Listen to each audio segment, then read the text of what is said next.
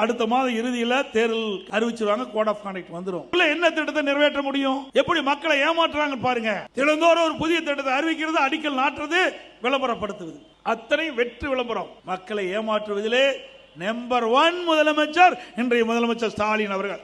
உங்களுக்கு தெரியும் எத்தனை பேர் வச்சார்? ஒரு பேரா 2 பேரா? ஏதாவது எந்த பேராவது மக்களுக்கிட்ட ஞாபகம் இருக்குதா?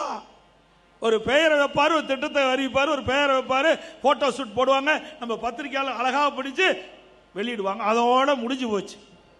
பெயர் வைப்பதிலே நோபல் பரிசு கொடுத்தா பொருத்தமா இருக்கும் திரு ஸ்டாலின் அவர்களுக்கு. அதே மாதிரி ஒரு திட்டத்தை அறிவிப்பாரு, ஒரு குழு போடுவாரு, அதுக்கு தலைவர் போடுவாரு, அதோட அந்த திட்டம் மூடு விழா கண்டு. எத்தனை குழு அமைச்சீங்க? 52 குழு அமைச்சிருக்கிறீங்க. அதனுடைய நிலைப்பாடு என்ன? நாங்க வெள்ளை அறிக்கை கேட்டோம். திரு ஸ்டாலின் அவர்களே திட்டத்தை அறிவிக்கிறீங்க, குழு போடுறீங்க, அது தலைவர் போடுறீங்க, அதனுடைய விளக்கத்தை கொடுங்க. வெள்ளை அறிக்கை மக்கள் கேட்கிறாங்க. அந்த திட்டத்தினால என்ன பயன்?